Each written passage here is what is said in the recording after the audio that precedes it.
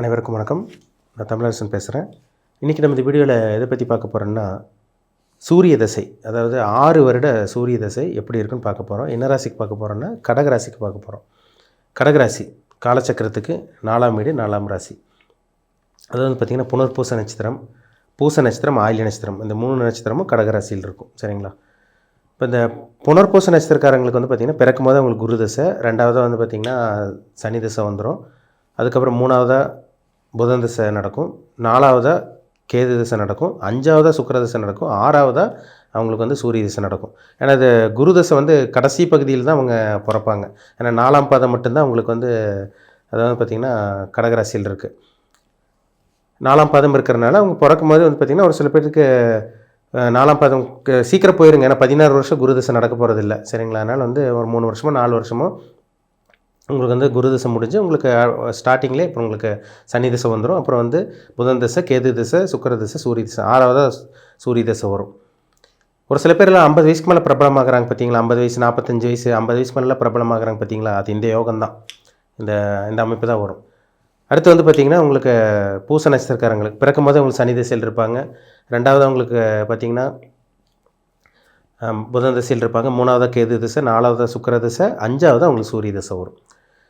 ஆயில்ய நட்சத்திரக்காரங்களுக்கு பிறக்கும் போதே புதன் தசை, அது ஆரம்ப பகுதியில் பிறந்தாங்கன்னா கொஞ்சம் புதன் தசை 16-17 வருஷமே வந்துடும். லாஸ்ட்டுன்னா உங்களுக்கு டக்குன்னு முடிஞ்சிடும், பிறக்கும் போதே சீக்கிரம் முடிஞ்சிடும். அப்போ வந்து புதன் தசை வந்து பிறக்கும் போதே உங்களுக்கு புதன் தசை தான் யார் ஆயில்ய நட்சத்திரக்காரங்களுக்கு. 2வதாக உங்களுக்கு கேது தசை, 3வதாக சுக்கிர தசை, 4வதாக உங்களுக்கு சூரிய தசை வரும். இப்போ இந்த சூரிய தசை வந்து பார்த்திங்கன்னா அந்த கடகராசிக்காரங்களுக்கு எப்படி இருக்குன்னு பார்த்தீங்கன்னா, ஏன்னா பொதுவாக கடகம் சூரியன் வந்து பார்த்திங்கன்னா ஒரு நல்ல ஒரு இது தான். ஏன்னா சூரியனுக்கும் சந்திரனுக்கும் ஒரு நட்பு கிரகம்னு சொல்லலாம். சூரியனோட வீட்டில் சந்திரன் நட்பாக இருப்பார். அதேமாதிரி வந்து பார்த்திங்கன்னா உங்களுக்கு கடகத்தில் வந்து சூரியன் நட்பாக இருப்பார். ஏன்னா பக்கத்து ராசி, கடகம் சூரியன் பக்கத்து ராசிங்கிறனால சூரியன் வந்து பார்த்திங்கன்னா அவருக்கு வந்து பகல்லலாம் அவருக்கு வந்து பலமாக இருக்கும். சந்திரனுக்கு வந்து இரவில் வந்து அவருக்கு பலமாக இருப்பாங்க. சரிங்களா? சந்திரன் அமாவாசை சந்திரன், பௌர்ணமி சந்திரன்லாம் இருக்குது. தேய்பிரை வளர்பிரைன்னு அது ஒரு பக்கம் இருக்கும். ஆனால் இருந்தாலும் சூரியனுக்கும் சந்திரனுக்கும் ஒரு நல்ல ஒரு காம்பினேஷன் தான், நல்ல ஒரு நட்பு கிரகம்னு சொல்லலாம். அப்போ இந்த கடகராசியில் பிறந்தவங்களுக்கு சூரிய தசை எப்படி இருந்தாலும் நல்லது பண்ணி தான் ஆகணும். ஆனால் சூரியன் உங்களுக்கு ராகோடையோ சனியோட எல்லாம் மாட்டிக்கிட்டாருன்னா அந்த சூரிய தசை ஒரு மிகப்பெரிய ஒரு இருட்டில் போய் ஒரு மனுஷன் போய் லாக் ஆயிடுவாங்க. அப்படியே போய் லாக் பண்ண வச்சிரும்.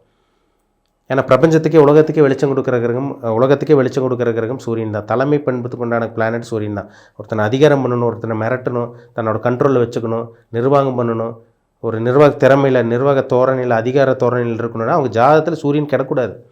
சூரியன் கெட்டு போனவங்களாம் பாருங்கள், அவங்களால கண்டிப்பாக அதிகாரம் இது பண்ணவே முடியாது, வாய்ப்பே கிடையாது. ஒரு மேனேஜராக இருக்க முடியாது, ஒரு சூப்பர்வைசராக இருக்க முடியாது, ஒரு டீம் லீடராக இருக்க முடியாது, ஒரு ஹெச்ஆர் போஸ்டிங் கூட கிடைக்காது, ஒரு அரசியலில் ஷைன் பண்ண முடியாது, அரசியலில் ஜெயிக்கிறதுக்குலாம் வாய்ப்பே கிடையாது. சூரியன் நல்லா பலமாக இருப்பார். சூரியன் வந்து குரு பார்வையில் இருக்கும். சூரியன் வந்து பார்த்திங்கன்னா நல்ல சுக்கிரனோட சேர்ந்து வளர்பிறை சந்திரனோட தொடர்பு ஏற்பட்டு சூரியன் மறைஞ்சால் கூட தப்பு கிடையாதுங்க. சூரியன் 6-8 பண்ணல எந்த இடத்துல இருந்தாலும் பரவாயில்ல சூரியன். ஆனால் சுபகிரகங்களோட சேர்க்கை குருவோடையோ சுக்கிரனோடையோ அல்லது வளர்பிறை சந்திரனோட காம்பினேஷன் இல்லை பௌர்ணமி சந்திரனோட அமைப்பு, அந்த மாதிரி அந்த ஒளி வந்து சூரியனோட பட்டு, இல்லை சூரியன் வந்து வளர்பிறை சந்திரனா சூரியனுக்கு கீழே சந்திரன் இருப்பார், இந்த மாதிரி அமைப்பு இருந்துச்சுன்னா உங்களுக்கு சூரியன் வந்து நல்ல பலமாயிருவார். அவர் 6-8 பண்ணல இருந்தால் கூட இந்த மாதிரி இருந்ததுன்னா சூரியனுக்கு வந்து நல்ல பலம் கிடச்சிரும். அப்போ நிர்வாகத் திறமை ஆட்டோமேட்டிக்காக உங்களுக்கு வந்துடும். இயற்கை வந்து விதி வந்து அப்படி இழுத்துட்டு அவங்களுக்கு கொண்டு போயிடும், அழகாக கொண்டு போகும். அப்போ சூரியன் வந்து ஜாதகத்தில் எந்த ஜாதகத்துலையும் சூரியன் கிடக்கூடாது. ஏன்னா ஆத்மகாரகன் சூரியன், ஆன்மா உயிர்னாலே இது சூரியன் தான். அப்போ சூரியன் கெடாமல் இருக்கணுங்க, பலவீனம் அடையவே கூடாது. இந்த 6 வருட சூரிய தசை, ஏன்னா இருக்கிறதுலே நவகிரகங்களே வந்து பார்த்திங்கன்னா ராஜா தலைமைக்கு உண்டான கிரகமே சூரியன் தான். ஒரு நவகிரகங்களே ராஜ கிரகம் சூரியன் தான். ஆனால் இருக்கிற தசையை நடத்துகிறதே அது கம்மியான கிரகம் தான், கம்மியான வருஷமே சூரியன் தான். 6 வருஷம் தான் தசையை நடத்துவார். அந்த 6 வருஷத்தில் ஒரு மனுஷனை சூரியன் நினச்சா வீழவும் வைக்க முடியும், வாழவும் வைக்க முடியும். ஏன்னா சூரியன் நல்லா இருக்கவங்க நல்லா வாழ்ந்துட்டு போயிட்டே இருப்பாங்க. நல்ல நிர்வாகத்திறமை கரெக்டாக பாருங்கள், அந்த கரெக்டான வயசில் வரவங்களுக்கு நல்ல அதிகாரத்தை, நல்ல ஒரு எக்ஸ்பீரியன்ஸ் கிடச்சி அதிகார பதவி, அதிகார திறமை, ஆளுமை திறமை, நிர்வாகம் பண்ணுறது, அடுத்தவங்களுக்கு கீழே வந்து நம்ம பேச்சு அடுத்தவங்க கேட்குறது, கண்ட்ரோல் வச்சுக்கிறது எல்லாமே இந்த சூரியன் தான். அந்த சூரிய தசை 6 வருஷம் கண்டிப்பாக கொடுக்கும். ஒரு சில லக்னத்துக்கு மட்டும் சூரியன் வந்து வேலையை செய்யாதுங்க. சூரியன் வந்து எந்த லக்னத்துக்கு வந்து பார்த்திங்கன்னா அந்த மகர லக்னத்தில் பிறந்தவங்களுக்கெல்லாம் பாருங்கள் அவர் 8ஆம் அதிபதியே வந்துடுவார். மகர லக்னம் கும்ப லக்னத்தில் பிறந்தவங்களுக்கு சூரிய தசை பெருசாக யோகம் பண்ணாது. சூரிய தசை வந்தால் அவங்களுக்கு பஞ்சாயத்து தான், பிரச்சனை தான். எப்போ பார்த்தாலும் பிரச்சனை, அசிங்கமானம், ஒரு தோல்வி சந்திக்கிறது, நல்லது நடக்கிற மாதிரி இருந்து அப்படியே வந்து கெட்ட பேர் வாங்குறது, நல்லது நடக்கிற மாதிரி இருந்து அப்படியே தள்ளி விட்ருவங்களா, அப்படியே ஒரு பாதாளத்தில் கொண்டு குழியில் போய் தள்ள வைக்கிறதுன்னு சொல்கிறாங்க பார்த்தீங்களா. குழியில் போய் தள்ள வைக்கிறதெல்லாம் அந்த சூரிய தசையில் தான். மகர லக்ன கும்ப லக்னக்காரங்களுக்கு சூரிய தசை பெருசாக யோகம் செய்யவே செய்யாதுங்க, பிரச்சனை மட்டுமே கொடுக்கும். மேஷ லக்னத்தில் பிறந்தவங்க, அதே மாதிரி கடக லக்னத்தில் பிறந்தவங்க, சிம்ம லக்னத்தில் பிறந்தவங்க, தனுசு லக்னத்தில் பிறந்தவங்க, விருச்சக லக்னத்தில் பிறந்தவங்க, இந்த மீன லக்னத்தில் பிறந்தவங்க, இவங்களுக்கெல்லாம் பிறகு சூரிய தசை நல்லாயிருக்கும். ஏன்னா இதெல்லாம் நட்பு கிரகம். சூரியனுக்கு வந்து குரு நட்பு, சூரியனுக்கு வந்து சந்திரன் நட்பு, சூரியனுக்கு வந்து செவ்வாய் நட்பு. அப்போ இந்த நண்பர்களோட தசாபுத்தி நடக்கும்போது அந்த சூரிய தசை மிகப்பெரிய ஒரு ராஜ வாழ்க்கை இந்த 6 வருஷத்தில் கொடுத்துட்டு போயிட்டே இருக்கும். சொல்கிறாங்க பார்த்தீங்களா, 40 வயசுக்கு மேலே தான் சார் நான் டெவலப் ஆனேன், 50 வயசுக்கு மேலே தான் எனக்கு பதவி கிடச்சிது, பட்டம் பதவி மதிப்பு மரியாதை எல்லாமே கிடச்சிது. அது கவர்மெண்ட்லேயே இருந்தாலும் சரி, ப்ரைவேட்லேயே இருந்தாலும் சரி, சூரியன் வந்து யோகத்தை கொடுத்துட்டு போயிட்டே இருப்பார். அவர் சனியோடு இருந்தால் பெரிய பஞ்சாயத்து கொடுக்கும் உங்களுக்கு. சனியும் கெட்டு போயிடுவார், சூரியனும் கெட்டு போயிடுவார், அந்த வீடும் கெட்டு போயிடும், வீடு சர்வநாசமாகும்.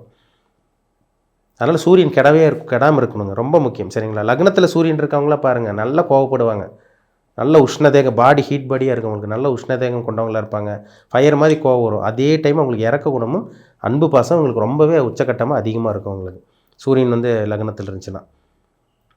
இப்போ 7ஆம் இடத்துல சூரியன் இருக்கவங்களுக்குலாம் பாருங்கள், மன வாழ்க்கையில் ஏதோ ஒரு குறைபாடு இருக்கும். 7ல் சூரியன் இருக்கவங்களுக்குலாம் பாருங்கள், மன வாழ்க்கையில் ஏதோ ஒரு குறைபாடு. 7ஆம் இடத்துல சூரியன் சம்மந்தப்பட்டவங்களுக்கெல்லாம் மன வாழ்க்கையில் ஏதோ ஒரு குறைபாடு, திருமண வாழ்க்கையில் ஏதோ ஒரு பிரச்சனை. ஏன்னா ஒரு நெருப்பு கிரகம்.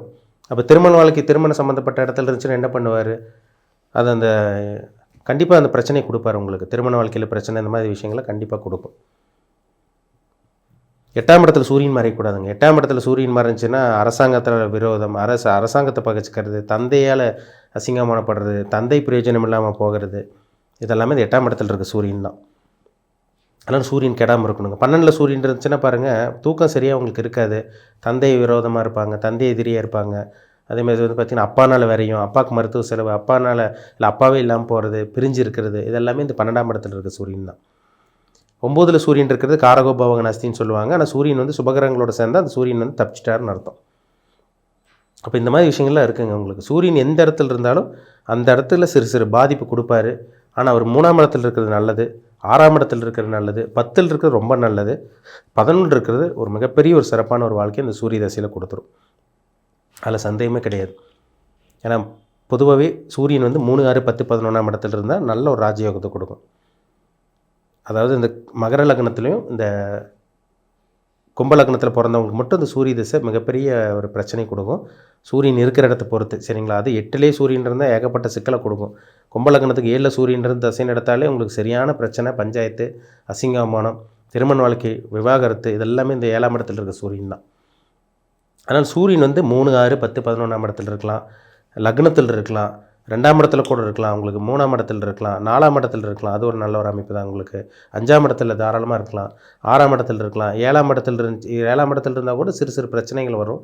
8ஆம் இடத்துல இருக்கவே கூடாதுங்க, சில நெகட்டிவான விஷயங்கள் கொடுக்கும். 9ஆம் இடத்துல இருந்தாலும் சுபகிரகம் சம்மந்தப்பட்டிருக்கணும். 10ஆம் இடத்துல இருந்தால் தொழிலில் சிறக்கிறது, பதவி உயர்வு. மேக்ஸிமம் பாருங்கள், கவர்மெண்ட் ஜாப்க்கு இருக்கவங்களுக்கெல்லாம் இந்த 4ஆம் இடத்துலையும் இந்த 10ஆம் இடத்துல சுக்கிரன் இருக்கவங்களுக்கு அதிகப்படியான அரசாங்க வேலையில் இருப்பாங்க. ப்ரொமோஷன் கிடைக்கிறது, கவர்மெண்ட் ஜாபில் ஷைன் பண்ணுறது, அதில் ஒரு நிர்வாக திறமையோடு இருக்கவங்களுக்கெல்லாம் 10ல் இருக்க சூரியன் தான். 11ல் இருக்கலாம், 12ல் இருக்கக்கூடாது. 12ல் இருந்தால் சில பாதிப்பு கண்டிப்பாக கொடுக்கும். ஆனால் சுபகிரகங்களோட சேர்க்கை ஏற்பட்டு குருவோட பார்வை, வளர்பிறை சந்திரனோட தொடர்பு, இந்த மாதிரி அமைப்பில் 12ல் இருந்தால் அது சூரியன் வந்து விபரீத ராஜயோகமாக உங்களுக்கு வேறு மாதிரி உங்களுக்கு வேலை செஞ்சிடும், நல்ல விஷயத்தை கொடுத்துரும். சரிங்களா. அதனால் சூரியன் இருக்கிற இடத்த பொறுத்து தான் ஒரு மனுஷனுக்கு நிர்வாகத்திறமை, அதிகாரம், பதவி, மதிப்பு, மரியாதை, பட்டம், கௌரவம், அந்தஸ்து எல்லாமே சூரியன் இருக்கிற இடத்த பொறுத்து தான் அந்த அமைப்பே கொடுக்கும். சரிங்களா. அதனால் உங்கள் ஜாதகத்தில், பிறப்பு ஜாதகத்தில் சூரியன் எங்கே இருக்காருன்னு பாருங்கள், என்ன அமைப்பில் இருக்கார், உங்களுக்கு நல்லது பண்ணிகிட்டு இருக்காரா இல்லை கெட்டது பண்ணிகிட்டு இருக்காரா, உங்களுக்கு சாதகமாக இருக்கா பாதகமாக இருக்கான்னு உங்கள் தனிப்பட்ட ஜாதகத்தை பார்த்தா நம்ம தெளிவாக சொல்ல முடியும். சரிங்களா. சூரியன் ராகுவோடு இருக்கவே கூடாதுங்க. கிரகண தோஷத்தில் பிறந்தவங்களுக்கெல்லாம் பாருங்கள், தந்தையோட ஆரோக்கியத்தில் இருக்கும், ஒன்றா தந்தையினால் பிரயோஜனம் எல்லாம் போகும், இல்லை தந்தையே இல்லாமல் போயிருப்பாங்க, தந்தையோட அட்டாச்மெண்ட் இருக்காது, தந்தையை விட்டு பிரிஞ்சு போகிறது, சின்ன வயசில் அப்பா விட்டு இழந்தவங்க, இவங்களுக்கெல்லாம் பாருங்கள் சூரியன் ராகு, சூரியன் கேது, சூரியன் சனி, இந்த மாதிரி காம்பினேஷனெல்லாம் இருக்கும். சூரியன் ராகுவோட சேரவே கூடாது, சூரியன் கேதுவோட சேரவே கூடாது. அப்பாவுக்கு ஏதோ ஒரு பிரச்சனை, அப்பா இல்லாமல் போகலாம், அப்பாவோட கருத்து வேறுபாடு, அப்பா வளர்ச்சி இல்லாமல் போகிறது, இதெல்லாம் இந்த சூரிய திசையில் கொடுக்கும். சூரியன் கேது, சூரியன் ராகு, சூரியன் சனி, இதெல்லாம் இருக்காமல் இருக்கணும். சரிங்களா. அதனால் சூரியன் குருவோடு இருந்தால் உங்களுக்கு சிவராஜ் யோகமாக வேலை செய்யும். சூரியன் செவ்வாயோடு இருக்கலாம், நல்ல அதிகாரத்தை பதவி இந்த மாதிரி விஷயங்களை கொடுத்துரும். சூரியன் சுக்கிரனோடு இருக்கிறது ரொம்ப நல்லது. நெருக்கமான டிகிரி இல்லாமல் கொஞ்சம் விலகி இருக்கிறது ஓரளவுக்கு நல்ல ஒரு விஷயத்தை கொடுத்துரும். சூரியன் புதனோடு இருக்கிறது கூட உங்களுக்கு நல்லது தான், சரிங்களா. அப்போ சூரியன் வந்து உங்களுக்கு சனி, ராகு, கேது இந்த மாதிரி இந்த கிரக சேர்க்கையோட இல்லாமல் இருக்கிறது ரொம்ப ரொம்ப நல்லதுங்க, சரிங்களா. சூரியனோட குரு இருந்தால் ரொம்பவே நல்லதுங்க. அது சூரிய திசையில் வேறு லெவல் கொண்டு போய் விட்டுரும், சரிங்களா. அதனால் பிறப்பு ஜாதகத்தில் சூரியன் எங்கே இருக்கார், நல்ல இடத்துல இருக்காரா, கெட்டு போயிருக்கா, இல்லை உங்கள் சூரிய திசை நடந்து முடிஞ்சிருச்சா, இல்லை இனிமேல் தான் சூரிய திசை வருதான்னு உங்கள் ஜனன ஜாதகத்தில் பிறப்பு ஜாதகத்தை பார்த்து தெளிவாக தெரிஞ்சுக்குங்க, சரிங்க. மீண்டும் அடுத்த பதிவில் சந்திக்கும் வரை உங்களிடமிருந்து விடைபெறுவது உங்கள் சோதரர் தமிழரசன். நன்றி, வணக்கம்.